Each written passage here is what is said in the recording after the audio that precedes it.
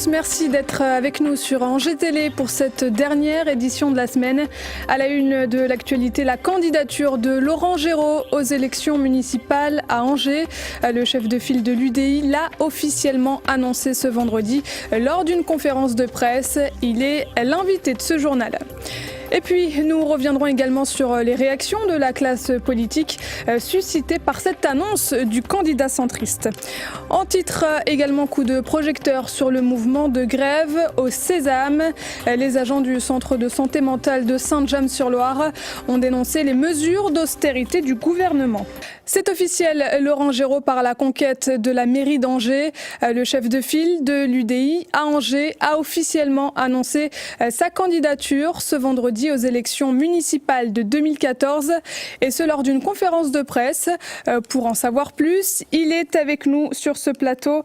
Laurent Géraud, bonjour. Bonsoir. Vous annoncez donc aujourd'hui votre candidature à la mairie d'Angers. Expliquez-nous les raisons qui ont motivé cette décision. Un double constat, la nécessité d'engendrer, de proposer un nouvel élan, un nouveau souffle sur notre territoire pour Angers, au regard du constat malheureusement de l'augmentation du chômage, malheureusement aussi du fait qu'il y a de moins en moins d'habitants sur Angers, tous ces sujets, l'attractivité de notre territoire. Et puis deuxièmement, mon engagement pour Angers, une équipe et la volonté de proposer une façon de faire la politique un peu différente, c'est-à-dire j'ai un métier, j'exerce une profession, et je conçois la politique comme un service. Ma liste s'appellera Servir Angers. Donc justement, vous le disiez, vous avez une profession. Qu'est-ce que ça change dans votre approche de la politique ? Peut-être une liberté financière, une liberté par rapport à la pression politique, et puis aussi une connaissance de ce que vivent les gens dans la vraie vie, comme on dit. Donc je crois que c'est un atout. Alors pour être honnête, je travaille à 80% parce que mon engagement politique m'oblige à travailler à temps partiel, mais c'est quand même une réalité et ça me permet de comprendre la réalité de ce que vivent à la fois les entreprises, les Angevins dans leur quotidien. Vous le disiez en conférence de presse, vous avez tendu la main à Christophe Béchu pour ces élections municipales. Qu'est-ce qui a fait, d'après vous, que vous n'avez pas reçu de réponse satisfaisante ? L'UDI a tendu la main au candidat UMP, Christophe Béchu. C'est à lui de répondre. Il n'y a pas eu de réponse. Aujourd'hui, je pense que l'enjeu est tout autre. Notre ambition est de proposer un projet pour Angers, une alternative positive et sérieuse. Vous voyez bien que de moins en moins de Français et d'Angevins s'intéressent à la politique, considérant qu'il y a un ras-le-bol, un essoufflement des partis traditionnels, et qu'il y a nécessité d'offrir une alternative différente, positive, ou alors, qu'est-ce qui va se passer ? Il y aura un Angevin sur deux qui ne votera pas, et peut-être même les extrêmes qui passeront la barre des 10%, que ce soit le Front de gauche ou le Front national. Notre responsabilité, c'est de proposer cette alternative positive. Je vous rappelle qu'il y a 2 tours. Donc il y a un premier tour où les Angevins trouveront les équilibres, regarderont les projets, les hommes, les équipes. Puis il y a le deuxième tour où là la question se posera de l'alternance ou pas. En quoi cette candidature est-elle constructive et non pas née d'une frustration après du coup le fait que Christophe Béchu ne vous fait pas partie de votre... Parce que comme tout parti politique, on a un projet. On porte un projet il y a 4 piliers qu'on a commencé à dévoiler durant cette conférence de presse, parce qu'on y croit, parce qu'on a envie de servir, et parce qu'on n'a pas tout à fait le même projet, on n'a pas tout à fait les mêmes valeurs, et parce qu'on n'a pas tout à fait la même façon de faire de la politique. À partir du moment où les gens ne sont pas respectés pour cela, il est naturel de proposer aux Angevins cette façon de faire de la politique. Et encore une fois, je pense même que c'est nécessaire dans le débat démocratique, c'est nécessaire aujourd'hui face à la réalité de ce que vivent les gens au quotidien. Ils en ont marre des querelles politiciennes, ils en ont marre des querelles de personnes. Ce qu'ils veulent, c'est des gens sincères qui leur proposent un projet, on propose un pacte fiscal. Un pacte fiscal par rapport au pouvoir d'achat et par rapport à la capacité d'être attractif sur le plan économique. C'est des choses extrêmement concrètes, ça va parler sur la question du logement, comment on maîtrise les loyers et charges. Ça, on parle au quotidien aux gens et c'est de ça qu'on fera pendant la campagne. Laurent Géraud, votre candidature a suscité un certain nombre de réactions, à droite, à gauche et même au centre. Je vous propose d'y jeter un œil et puis on en reparle juste après. Entendu. La candidature de Laurent Géraud est quelque chose de logique, de conforme à ce qu'il a toujours dit, à ses convictions, à ses engagements que je respecte profondément. Donc je crois que c'est une candidature de centre droit qui représente aussi une partie des Angevins. Vous avez rencontré Laurent Géraud, il y a eu des tractations, des discussions, ça n'a pas abouti, pourquoi ? Non, ce ne sont pas des tractations. J'ai discuté avec Laurent Géraud comme j'ai discuté avec beaucoup de monde depuis des mois. Je crois que Laurent Géraud représente plutôt le centre droit et plus tourné vers cette frange politique. Moi, de mon côté, je suis plus tourné, on va dire, vers le centre gauche globalement. Donc je crois que si nos parcours sont différents, nos convictions ont peut-être aussi des points communs. Mais en tout cas, c'était difficile, je crois, de faire alliance. La question est de savoir si cette démarche-là est une démarche qui clarifie le débat ou qui va plutôt le compliquer. Est-ce que ça va clarifier les positionnements ? J'en suis pas sûr. Il y a un choix qui a été fait par le MoDem angevin, le choix de travailler avec Christophe Béchu. Est-ce que cette candidature bouleverse la donne ou remet en cause votre choix ? Ah non, il n'y a aucun changement pour nous. La décision a été prise sur la base d'un projet élaboré en commun, sur la base d'une démarche démocratique très claire, très transparente. Donc on ne reviendra pas sur le résultat de cette consultation interne démocratique. Tout le monde n'était pas forcément en accord sur la position démocratique, mais chacun sait ce que c'est que la démocratie. La minorité doit respecter la position majoritaire. Je ne sais pas si c'est une bonne ou une mauvaise nouvelle. Ce qui est sûr, c'est que Laurent Géraud, c'est quelqu'un qu'on connaît, avec lequel on a l'habitude de débattre. Et de ce point de vue-là, ça nous permet d'espérer enfin un vrai débat sur le terrain des idées, des valeurs, un vrai débat politique au sens noble du terme. Autre réaction politique, celle de Christophe Béchu, qui s'est exprimé via un communiqué en affirmant, je cite, que cette candidature, donc la vôtre, ne modifie en rien l'engagement qu'il a pris devant les Angevins de modifier une liste de rassemblements très ouverte sur la société civile. Christophe Béchu ajoute d'autre part que dans le cadre d'une élection municipale, que les personnalités comptent plus que les étiquettes politiques. Laurent Géraud, un mot sur ces réactions ? Je trouve que je suis, par exemple, par rapport à la gauche, effectivement, je suis un opposant constructif. Je ne suis pas quelqu'un qui détruit. Donc, on peut débattre, on n'est pas d'accord, mais la politique, c'est cela. On peut débattre de projets et on ne s'écharpe pas. Quant à l'idée qu'on puisse porter un projet différent, je pense que Christophe Béchu, il n'est pas le même aujourd'hui qu'il l'était en 2008. Il s'est présenté à un certain nombre d'élections et qu'aujourd'hui, il est un candidat UMP, même si je comprends bien que son objectif soit de rassembler. C'est le cas d'ailleurs également pour ma part. Je suis UDI, mais sur ma liste, Servières-Angers, elle sera extrêmement ouverte. Il y aura des gens de différentes sensibilités, et c'est ça qui m'importe, c'est-à-dire que des gens incarnent cette idée de servir Angers. Vous dites que vous voulez une campagne propre, une campagne positive. Comment est-ce que vous allez faire dans un environnement politique qui ne l'est pas forcément propre et positif ?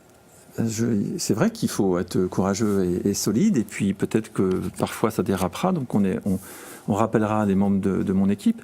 Ce qui est clair, c'est que c'est vraiment un objectif qu'on se fixe, parce que, je le disais tout à l'heure, il y a un ras-le-bol, une abstention est en train d'exploser, et clairement, l'alternative aujourd'hui, c'est le Front National. Je pense que notre responsabilité, nous centristes, c'est d'offrir une alternative qui soit une alternative sérieuse et positive, c'est-à-dire qu'on n'est pas la politique, c'est un combat d'idées, c'est un combat de projets, c'est pas une guéguerre de personnes comme on le voit trop souvent.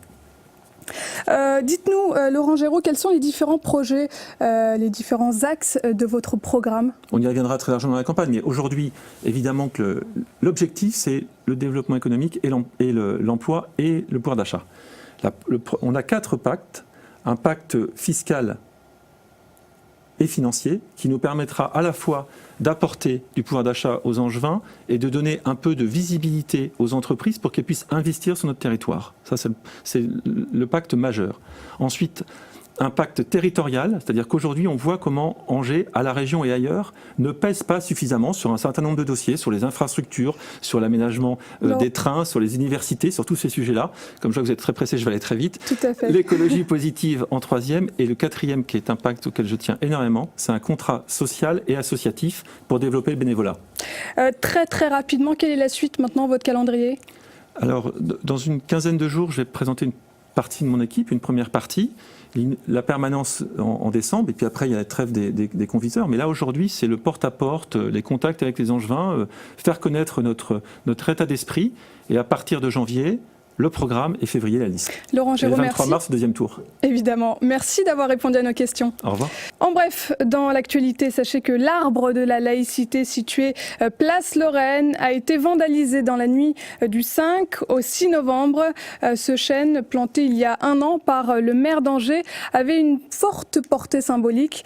Dans un communiqué, Frédéric Béat s'est dit choqué par cet acte de vandalisme qu'il condamne fermement.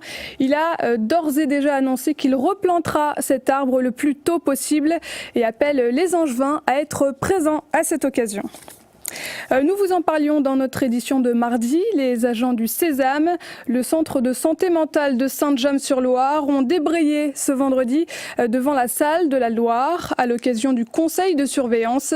Les syndicats CGT et FO dénoncent entre autres les politiques d'austérité menées par le gouvernement en matière de santé. Les précisions de Thierry Lardeux.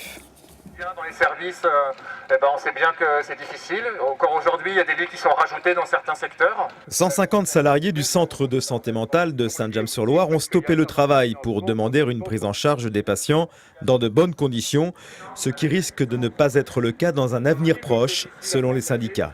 Ce qui était un petit peu à l'ordre du jour de la mobilisation d'aujourd'hui, c'est les urgences psychiatriques, l'UPAO, la structure qui va ouvrir en avril l'année prochaine et qui, au jour d'aujourd'hui, n'est financée que pour 1/3 de ses effectifs. Ça veut dire qu'on va prélever les 2/3 qui manquent dans les secteurs adultes.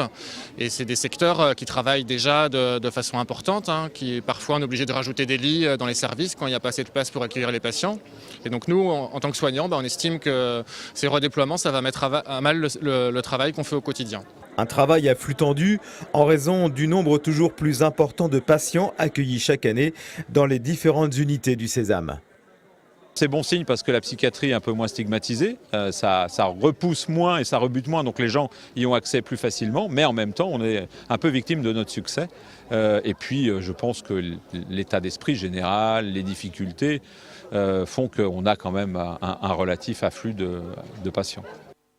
1120 agents, dont 88 médecins, travaillent au centre de santé mentale angevin de Saint-James-sur-Loire.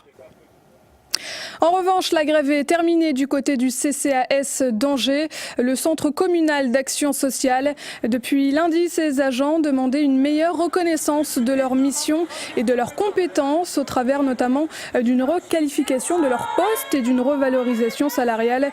Des demandes entendues par la ville qui a d'ores et déjà renforcé les effectifs et procédé à la restructuration de l'espace d'accueil du CCAS. Des formations seront également proposées aux agents. Dans l'actualité également, le lancement mercredi à la Maison des Projets d'Angers de la 11e édition des entrepreneuriales. Depuis 2004, cette manifestation permet aux étudiants de se familiariser avec le monde de l'entreprise. Ces derniers sont en effet appelés à conduire en équipe un projet innovant qui se concrétise notamment par 250 heures de formation ou d'apprentissage sur le terrain. Tous ces étudiants sont bénévoles et accompagnés par un parrain qui peut être par exemple un chef d'entreprise. C'est notamment le cas de Patrick Delcroix, un ancien responsable d'entreprise qui est devenu un habitué des entrepreneuriales. On l'écoute. J'ai créé en effet 2 entreprises et participé à beaucoup de développement dans les affaires jusqu'à ma retraite, puisqu'aujourd'hui je ne travaille plus. J'ai 70 ans, c'est pour moi un moyen de rester en contact avec cette jeunesse dynamique qui est un peu paumée à cause de l'environnement économique extrêmement difficile, qui s'interroge sur jusqu'où ils doivent aller, ce qu'ils doivent faire, et c'est extrêmement enrichissant pour moi. On s'aperçoit de ces rencontres avec ces jeunes qu'il y a beaucoup de créativité, beaucoup de talent, mais malheureusement, on est assez éloigné de la réalité. Et c'est ce rôle que j'essaye de jouer lors de ces expériences des 3 années précédentes et donc de cette année. C'était le journal de la rédaction. Merci de nous avoir suivis. On se retrouve lundi pour une nouvelle édition enregistrée au parc de Pignerol à l'occasion du Cross du Courrier de l'Ouest. Excellent week-end à vous sur Angers Télé.